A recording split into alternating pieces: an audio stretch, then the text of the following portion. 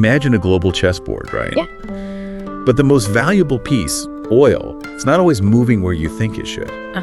What happens when the very pressure meant to isolate a nation, well, it actually pushes it closer to a superpower, creating this whole hidden market thriving, in the shadows. Yeah, it's fascinating. And how much does this high-stakes game, this game of black gold, really affect your life, maybe far away from the news headlines? Welcome to the deep dive. Today we're navigating the really intricate currents of Iran's oil exports. It's a story packed with, honestly, surprising realities and a lot of unintended consequences from global sanctions.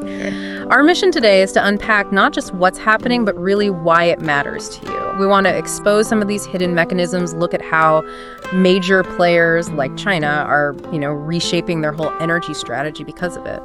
So this isn't just about the expected outcomes. Not at all. It's much more about these unexpected adaptations, these twists and turns.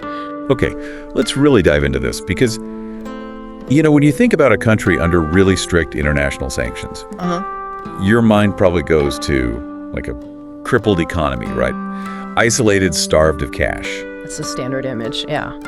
But what if I told you that despite some of the toughest sanctions regimes, well, Iran's oil exports are actually hitting unprecedented levels? Yeah. How is that even possible? It is a stark paradox, isn't it? I mean, National Security Advisor Mike Waltz put it very bluntly. He said, as long as Iran is flush with cash, the Middle East is never going to have peace. Okay. And the thing is, Iran is flush with cash. The data from 2023, it just shows an astonishing 89% of Iran's crude oil and condensate exports. 89%. 89% flowed directly to China. Wow. That's an incredible concentration. Just one buyer, basically. Pretty much.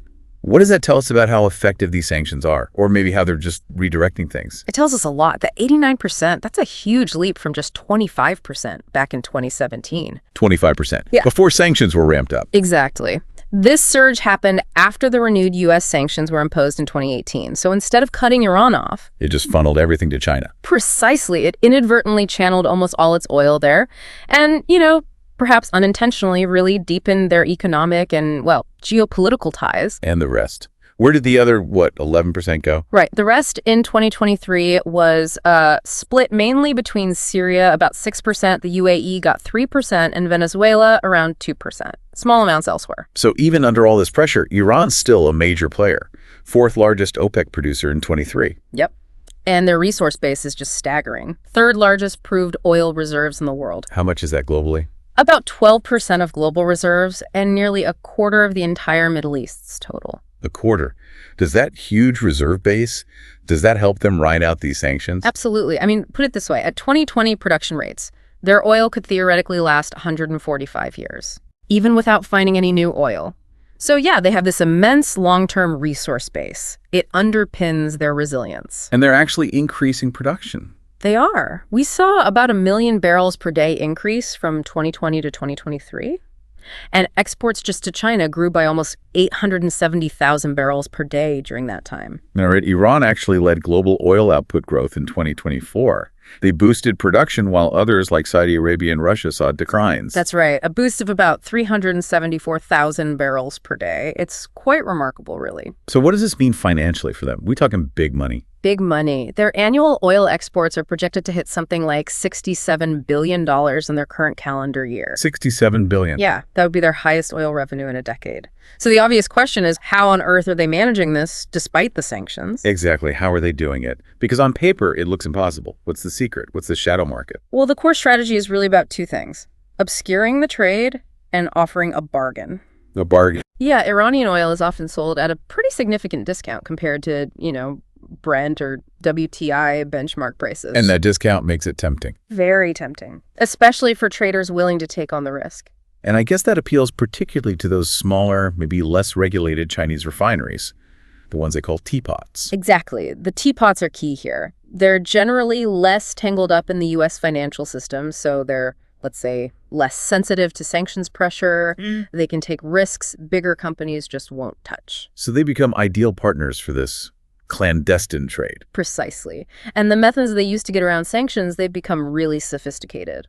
Like what? Well, we see strong evidence of things like relabeling oil, saying it came from somewhere else, or ship-to-ship transfers out at sea to hide the origin. How do we know that's happening? Well, one big clue is China reporting unusually high oil imports from, say, Malaysia, way higher than Malaysia could possibly produce and export itself. So the Malaysian numbers don't add up.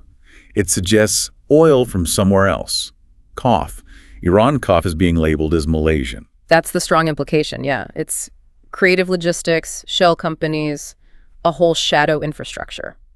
And you mentioned something really new, China re-exporting Iranian oil from bonded storage. What's that about? Right, that's a novel tactic. Bonded storage is basically a duty-free zone within China. Oil can sit there without technically entering the Chinese market. Okay.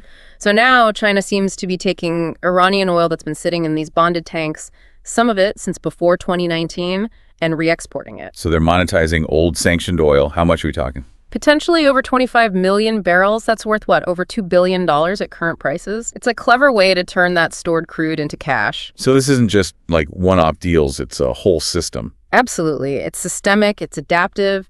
It's basically an ongoing arms race between the people enforcing sanctions and the people finding ways around them. And it really highlights the limits of sanctions, doesn't it? They don't stop the trade, they just push it underground. Exactly. Into these opaque, less regulated shadow markets, which kind of undermines the whole point. Okay, let's shift gears a bit. When we talk Iran and oil, you inevitably have to talk about the Strait of Hormuz. The choke point. The ultimate choke point. Yeah. For anyone listening who maybe doesn't know, just how critical is this narrow waterway? It's immense. You're talking about roughly 20%, 1/5 of the entire world's oil passing through there every day. 1/5. And it's even more critical for liquefied natural gas, LNG. About 80% of global LNG shipments go through Hormuz. 80%. So, I mean, you can just imagine the global economic shockwaves if there was ever a serious disruption there, a huge traffic jam. It would be massive. It's a vital artery for the global economy, no question. And this strait, it has a pretty tense history, right? Lots of incidents. Oh, yeah. Numerous close calls between U.S. and Iranian naval forces. Iran's parliament has even, debated plans to close the strait. Even just talking about it sends oil prices jumping. Absolutely. Markets hate uncertainty. We saw commercial ships hit back in 2019. The U.S. blamed Iran for those. And more recently, didn't Iran seize a tanker? They did. In January 2024, they seized the Suez Rajan. That was seen as direct retaliation after the U.S. had confiscated Iranian oil from that same vessel the year before. Tit for tat. It sounds like the tanker war from the 80s all over again. It has echoes of that, definitely. The potential for escalation is always there. So, given all this tension, this history, one might think a full closure by Iran is a real active threat.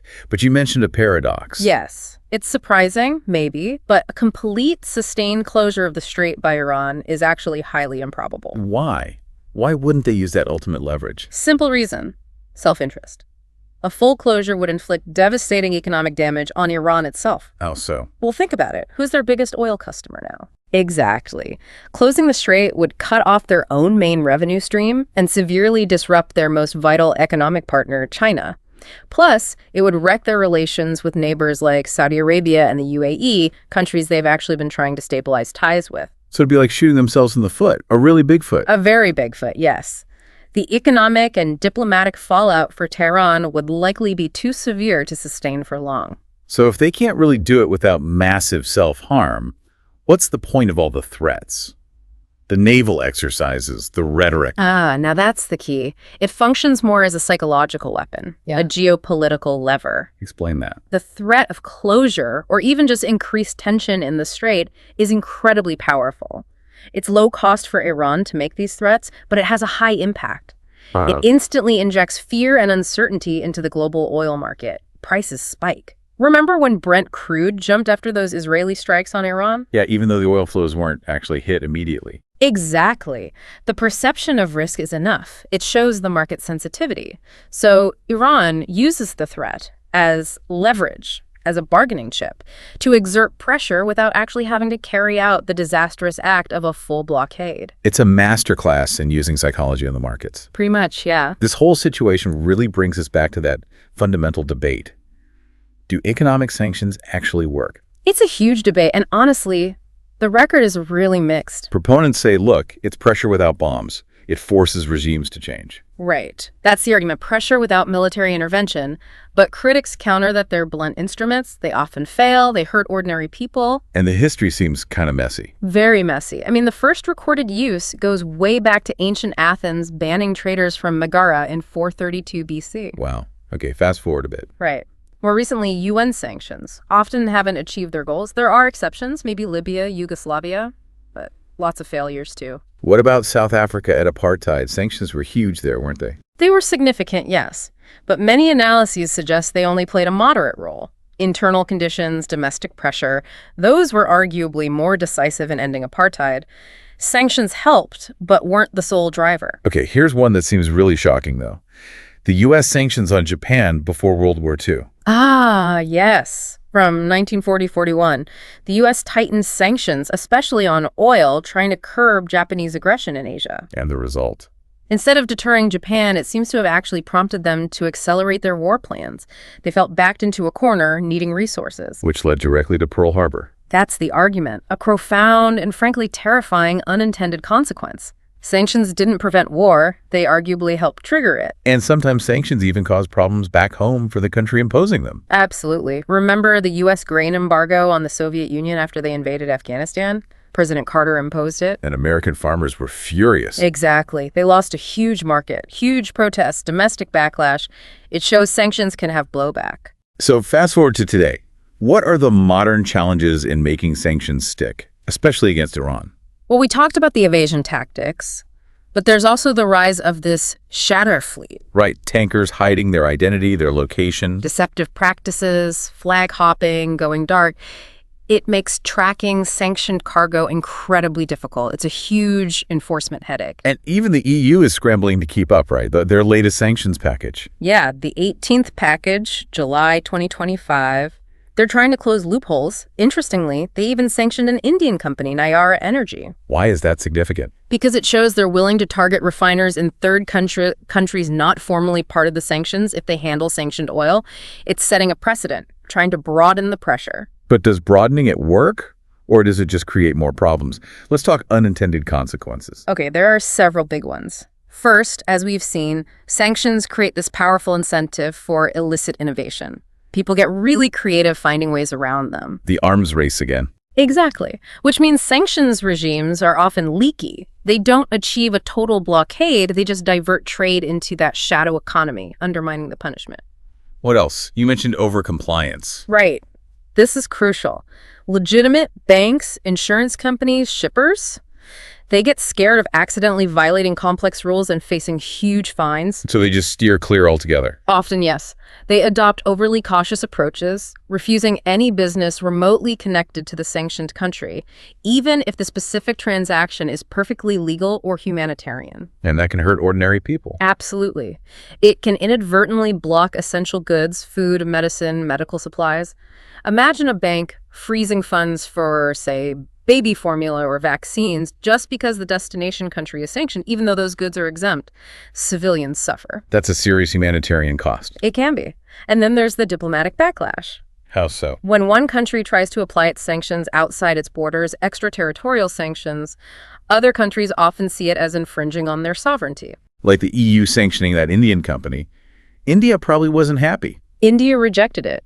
China constantly protests when its companies get hit. This can lead to diplomatic friction, retaliatory measures, and sometimes it can actually push those third countries closer to the sanctioned state, which is the exact opposite of the intended isolation. Okay, let's zoom in on China, Iran's main customer. We know they need a lot of energy. A huge amount. World's second largest oil consumer, just behind the U.S., over 16.5 million barrels per day in 2023. 16.5 million barrels every single day. Yeah. Though, interestingly, there was a slight dip in 2024, down to maybe 16.4 million. That's led some analysts to wonder if China's hitting its long-term peak oil demand. Why? Because of slowing growth, maybe? Or electrification? Both, potentially. Slower economic growth than in past decades, plus a really aggressive push into electric vehicles and renewables. Okay, so Iranian oil is important to them. You said maybe 13% of their imports? Around that, yeah. It's strategically important, especially because it's discounted. But, and this is key, it's only one piece of a much bigger, much more robust energy security strategy for China. They're not putting all their eggs in the Iranian basket. Not at all. They plan for extreme scenarios. Like, what if the Strait of Hormuz did get shut down? They have contingencies. What does that bigger strategy look like? Diversification is huge. They've invested massively in overland pipelines. Bypassing the sea lanes. Exactly. Pipelines connecting them to Russia, to Myanmar, to Central Asia. These give them vital energy flows that can't be easily disrupted at maritime choke points like Hormuz or Malacca. Smart. Wow. Renewables, clean energy. China is making absolutely massive strides here. How massive? They hit their 2030 targets for installing solar and wind capacity years ahead of schedule, back in 2024. Years ahead. That signals a major shift, doesn't it? It's a fundamental shift. It shows a clear long-term goal of reducing dependence on all imported fossil fuels, not just Iranian oil. They want energy independence. And they have other strengths too, right? Minerals, infrastructure. Definitely. They dominate global production of critical minerals needed for batteries, solar panels, wind turbines. They spend huge amounts on energy infrastructure. And they still have vast coal reserves as a fallback, even as they build out renewables. So looking at this whole picture, it seems China is really determined to control its own energy future. That's the clear message. It's a national commitment. And it suggests that external pressure targeting just one source, like Iranian oil, might have less and less impact on China's overall energy security in the long run. That's a really critical insight for understanding where things might be heading. It is. Now, to really get a feel for the current volatility, the risks, it helps to look back, doesn't it? History has some painful lessons about oil crises. Oh, absolutely. The 1970s are the classic examples. They completely reshaped the global economy and showed just how deeply geopolitics and energy are linked. Tell us about the 73 embargo. Right, the Arab oil embargo. Arab members of OPEC decided to punish Western countries for supporting Israel during the Yom Kippur War. Wow. They quadrupled oil prices. Quadrupled. And slapped an embargo on exports to the U.S., Japan, Western Europe. It was also partly a reaction to the falling value of the U.S. dollar, which hurt their revenues. And the consequences. Severe. Global recession, rampant inflation, remember, stagflation. It forced nations everywhere to seriously rethink their reliance on Middle Eastern oil. Was the market particularly vulnerable then? Incredibly vulnerable. There was almost no spare production capacity, maybe 1%, no buffer at all. So any disruption had an immediate massive impact. People were genuinely panicked. There was a famous foreign affairs article titled "The Oil Crisis. This time the wolf is here." Wow. And then just a few years later, another shock. The Iranian Revolution in '79. Right. The revolution itself caused massive social unrest, which devastated Iran's oil industry. Production plummeted. And prices surged again. Exactly. And the situation got even worse when the Iran-Iraq War broke out in 1980 and lasted for 8 years, disrupting supply from both countries. So what are the enduring lessons from those crises that still apply today? Well, lesson one is pretty clear. The global energy market is still highly vulnerable to political instability in key producing regions, especially the Middle East. Decades later, that hasn't fundamentally changed. Lesson two. The economic ripple effects. Higher inflation, slower economic growth. These crises are powerful reminders of how fragile the global economy can be when energy supplies get disrupted. It hits everyone.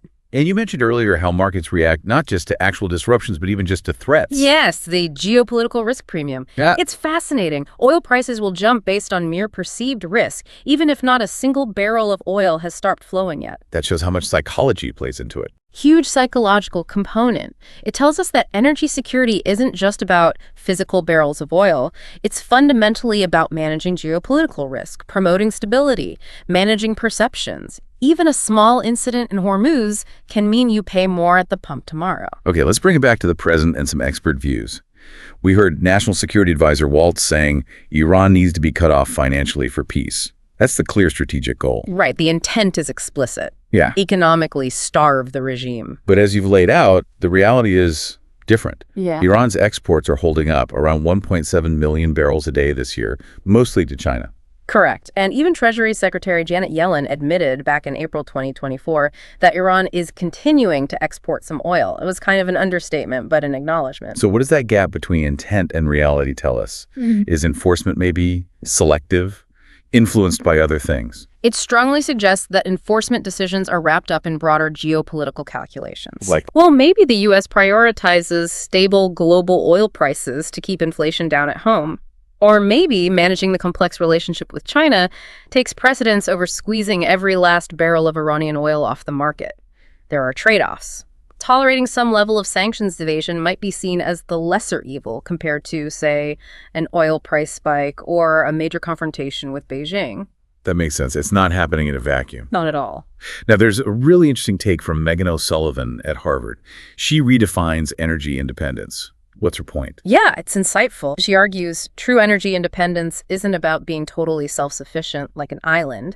It's more about being independent from having energy dominate our foreign policy. Meaning energy shouldn't dictate alliances or force compromises. Exactly. But she stresses we're still connected. She says as long as we're connected to global markets, changes in Saudi Arabia or Iran or Iraq are going to affect global prices, and that will affect the price that American consumers pay at the pump. So no escaping global realities. What happens over there still hits your wallet over here. Directly. Okay. It makes that connection very clear. Distant geopolitics impacts your daily life. Okay, let's wrap this up. What are the absolute key takeaways from this deep dive that you, the listener, should remember? Okay, first, the sanctions paradox. Instead of isolating Iran, they've kind of concentrated its oil trade with China, actually strengthening that relationship. Second, this has fueled a really sophisticated shadow market. It's a constant cat-and-mouse game, an arms race of evasion and enforcement. Third, the Strait of Hormuz. Yes, it's critical, but Iran's threat to close it functions more as a powerful psychological weapon, a bargaining chip, than a realistic military option because of the self-harm involved. Fourth point, China. Don't underestimate their long-term strategy. Huge diversification, renewables, pipelines. They're aiming for serious self-reliance, which might make targeting just their Iranian oil less effective over time. Fifth, history's lesson. Those oil crises remind us the global market is still fragile, still vulnerable to geopolitics with real economic consequences for everyone. And finally, the whole debate about sanctions. Their effectiveness is complicated, often limited by evasion, unintended consequences like humanitarian costs, and those broader geopolitical trade-offs nations make. Right. It's rarely black and white. So here's a final thought for you to chew on. Given all the ingenuity we see in getting around sanctions, and given China's massive long-term push to diversify its energy, what does the future of global energy security really look like? And maybe more importantly, how much power do traditional sanctions actually hold anymore in this world where